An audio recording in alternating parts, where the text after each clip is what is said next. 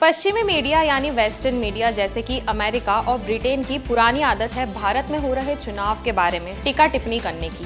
CNN से लेकर अल जजीरा, fox news और वो देश जिनमें लोकतंत्र एक मिथ्या है, वो भी भारत को लोकतंत्र पर उपदेश देने से नहीं चूकते। हर बार इस बात को भारत नजरअंदाज कर देता है, पर इस बार भारत के विदेश मंत्री एस जयशंकर ने इस बात को नजरअंदाज नहीं किया।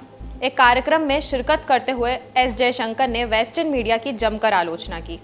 आज की रिपोर्ट में हम बात करेंगे क्या है ये पूरा मामला और क्यों भारत के विदेश मंत्री को सख्त तेवर अपनाने पड़े।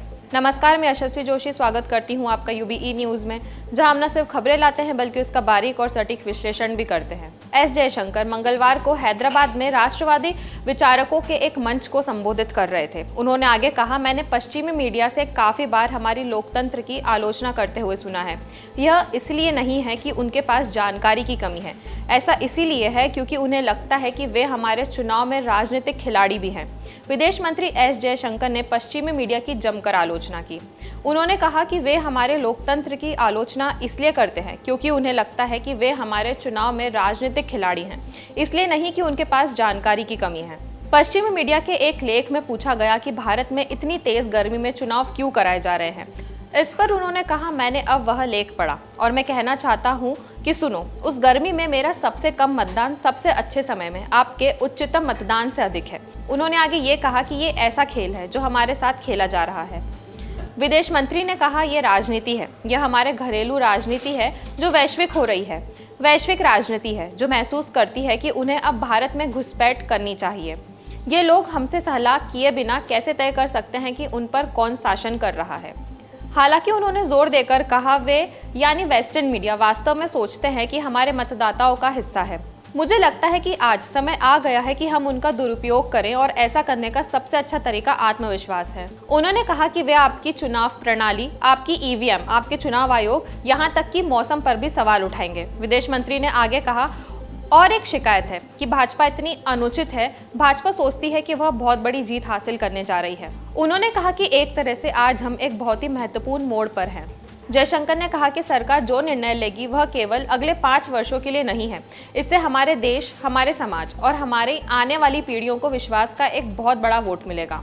उन्होंने कहा कि ये गारंटी है, गारंटी विश्वास की अभिव्यक्ति की। ये विश्वास की अभिव्यक्ति है जो हमने पिछले 10 वर्षों में दिया है। उन्होंने इस बात पर प्रकाश डाला कि पिछले 10 वर्षों में भारत को दुनिया भर में कैसे देखा गया। आज देश अगले 25 वर्षों के लिए कैसे तैयारी कर रहा है। यह वह मानसिकता है जिनके साथ हमें दुनिया तक पहुंचने की आवश्यकता है। जयशंकर ने G20 शिखर सम्मेलन को याद करते हुए कहा कि अध्यक्षता के दौरान कई देश भारत से जुड़ना चाहते थे। अब इस मुद्दे पर बात करते हैं। एक समय था जब दूसरे ऐसे समय में जब भारतीय प्रेस की पहुंच सीमित थी और सरकार स्वामित्व वाली मीडिया की विश्वसनीयता संदिग्ध थी। BBC का आह्वान राजनीतिक मान्यता का एक साधन बन गया। इसने समाजवाद के दोपहर के दौरान विदेशी मीडिया की चकित कर देने वाली विश्वसनीयता को प्रदर्शित किया। याद करें कि राजीव गांधी को 1984 में अपनी मां की हत्या के प्रामाणिक खबर पाने के लिए BBC के जोरदार शॉर्टवेव प्रसारण को देखना पड़ा था। तब से भारत और इसके मीडिया परिवेश में तेजी से बदलाव आया है। विदेशी मीडिया अब प्रशंसा और देवीकरण का विषय नहीं रह गया। यदि सोशल मीडिया कोई संकेत है तो the economist, the New York times, financial times आदि जैसे सम्मानित प्रकाशनों को आज अपने स्वयं के राजनीतिक एजेंडे को बढ़ावा देने और एक मुखर आत्मविश्वासी भारत को समझने में विफलता के लिए कड़ी आलोचना की जा रही है। वैश्विक मामलों के बारे में भारतीय मीडिया की समझ पर टिप्पणी करते हुए द इकोनॉमिस्ट के बरगद कॉलम ने अगस्त 2023 में लिखा, दुनिया में भारत की भूमिका पर न्यू मीडिया फोकस अति पक्षपातपूर्ण, राष्ट्रवादी और अक्सर आश्चर्यजनक रूप से गलत जानकारी वाला होता है।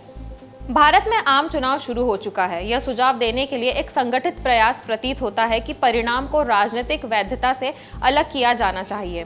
स्वीडन स्थित वीडैम इंस्टीट्यूट की डेमोक्रेसी रिपोर्ट 2024 के अनुसार भारत में अब एक लोकतंत्र नहीं बल्कि चुनावी निरंकुशता है। हालांकि ऐसा निष्कर्ष स्पष्ट रूप से मोदी सरकार के लोकतंत्र और लोगों के विचारों की अभिव्यक्ति और गतिविधियों को कमजोर करने वाले दमन के पैटर्न पर आधारित है। हालांकि वास्तव में इसे भगवा चुनौती के प्रति कांग्रेस की अप्रभावी प्रतिक्रिया पर नाराजगी से अलग नहीं किया जा सकता। तो यह थी हमारी आज की खास रिपोर्ट और आपको ये कैसी लगी, अपने विचार हमसे जरूर साझा करें। वीडियो पसंद आए तो इसे लाइक और शेयर करें, साथ ही चैनल को सब्सक्राइब जरूर करें। UBE न्यूज़ आपके लिए लाता रहेगा देश विदेश से जुड़ी ऐसी ही खबरें। तब तक के लिए धन्यवाद।